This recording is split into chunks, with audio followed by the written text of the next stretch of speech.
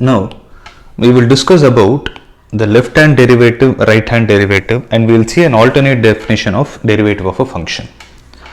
So in the previous video we saw what is a right hand derivative. The first principle of derivative is what is called as the right hand derivative as well. So let's try to understand what this left hand derivative is. If suppose there is a curve like this, y is equal to f of x, and I consider a secant.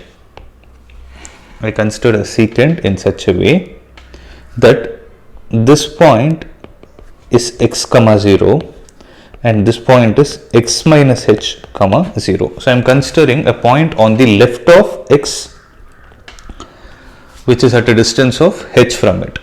Okay, then what will be the coordinates of these points? It will be x minus h comma f of x minus h, and the coordinates of this point will be x comma f of x.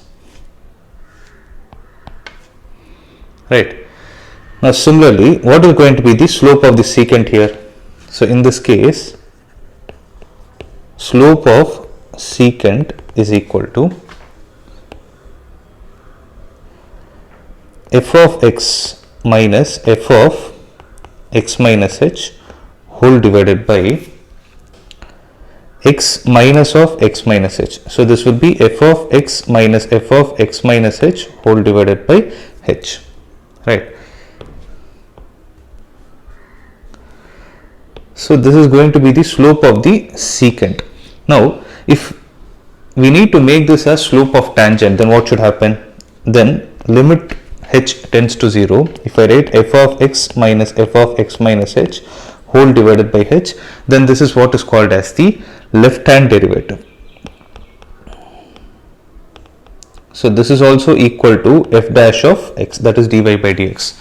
If x is equal to c, then limit h tends to 0, f of c minus f of c minus h whole divided by h will be equal to f dash of c.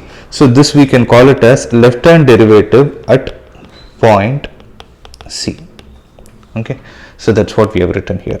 So left hand derivative at point c is written as limit h tends to 0, f of c minus f of c minus h divided by h, and the right hand derivative will be approached from the right hand side. This we have already seen. Right. Now similarly, we have seen what is the derivative of the function at point c. So we told that this is the derivative of the function.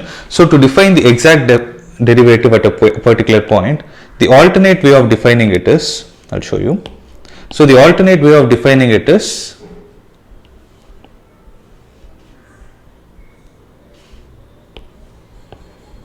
using this equation, f dash of c is equal to limit x tends to c, f of x minus f of c divided by x minus c. Let's see how we have come to that conclusion. If I take this point as x and y, then let's consider the curve again like this. So if I take this point to be x, okay, I'll take this point as c comma 0, I'll take this point as x comma 0. Then what will be the coordinate of this point? It will be c comma f of c, and this point will be x comma f of x. Right. Now again I am drawing a secant. So what is the slope of the secant?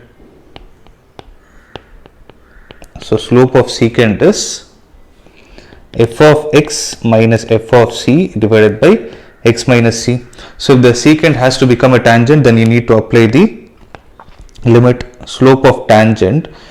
Here what we are going to do is, look at the way I am applying it, limit of x tending to c, meaning here what we are trying to say is, if x is tending to c, that is if the difference of x minus c is approximately 0, then we can say x is approximately equal to c. If the same notation I convert it in the form of a limit, you will put it as x tends to c. So if limit x tends to c, what should happen?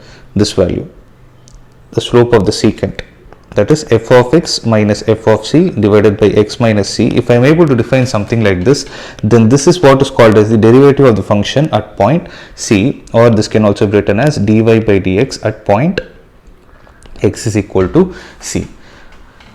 Now in the previous exercise we saw when is a function said to be continuous. So when did we say a function is continuous? When left limit is equal to right limit is equal to the function value. In a similar way, for a function to be differentiable at a particular point, differentiable at a given point, then left hand derivative should be equal to right hand derivative should be equal to f dash of c. So this is the condition. Now let's write it mathematically. What is left hand derivative?